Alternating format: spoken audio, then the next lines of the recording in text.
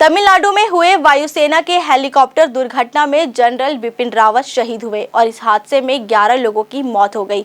इस दुखद घटना पर SR hospital and research centre के समस्त स्टाफ एवं मरीजों ने शहीदों को भावभीनी श्रद्धांजलि दी।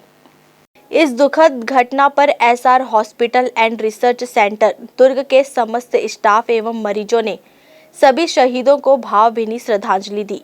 एसआर हॉस्पिटल के चेयरमैन श्री संजय तिवारी जी ने इस हादसे पर शोक जताते हुए कहा, देश ने अपने वीर सपूत को खो दिया। जिस प्रकार सेना में रहते हुए उन्होंने देश की सेवा की व कई ऑपरेशन को सफलतापूर्वक अंजाम दिया, वह अविस्मरणीय है। उनकी कमी को पूरी करना शायद ही कभी मुमकिन हो। डॉक्टर SP केशरवानी ने कहा कि रावत साहब का जन्म देश सेवा के लिए ही हुआ था। भारत के लाल, भारतीय सेना के प्रथम CDS जनरल विपिन लक्ष्मण रावत जी को हमने खो दिया।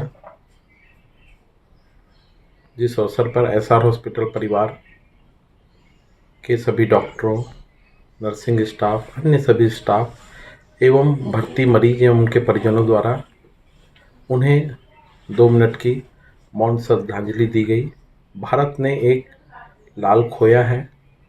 श्री विपिन रावत साहब का जन्म 1958 में हुआ, जो उत्तराखंड है। तत्कालिक समय में उत्तराखंड में उन्होंने जन्म लिया और 1978 में उन्होंने सेना से अपना कैरियर शुरू किया। 2019 में थल सेना, वायुसेना और जल सेना तीनों के संयुक्त रूप से ऑपरेशन करने के लिए और हमारी सेना का मनोबल बढ़ा रहे और सेना का कोऑर्डिनेशन अच्छा हो, इसके लिए एक भारत सरकार ने नया पद जो बनाया था, उसमें जो पहली नियुक्ति हुई थी वह जनरल साहब की हुई थी। रावत साहब ने बहुत ही अमूल्य योगदान दिया। वे भारत माँ के लाल थे। मुझे ऐसा लगता है कि वे पैदा ही भारत माँ की सेवा करने के लिए हुए थे। उन्होंने अपनी पत्नी और भारतीय सेना के कई सारे अफसरों के साथ में दिनांक 8 दिसंबर को एक हेलीकॉप्टर दुर्घटना में अपनी जान गंवाई है। यह पूरे देश के लिए, पूरे विश्व के लिए क्षति है। इसकी पूर्ति कभी भी नहीं की जा सकती है। जहाँ भारतीय सुरक्षा की, सीमा सुरक्षा की बात आती है, माननीय रावत साहब के मार्गदर्शन में भारत का सर्जिकल स्ट्राइक हो या आतंकवादियों को ढेर करने की बात हो, ऐसे अनेकों ऑपरेशन उनके कुशल नेतृत्व में किए गए।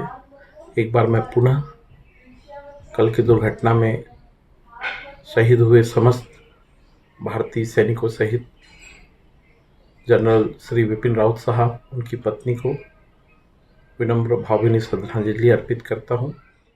इस शोक सभा में चेयरमैन संजय तिवारी के साथ डॉक्टर SP केशरवानी, डॉक्टर पवन देशमुख व डॉक्टर अश्विनी शुक्ला व डॉक्टर मनीषा पंडित व अन्य सभी स्टाफ ने मौन धारण कर व मोमबत्ती जलाकर अपनी श्रद्धांजलि दी। ग्रैंड न्यूज के लिए अतुल शर्मा की रिपोर्ट।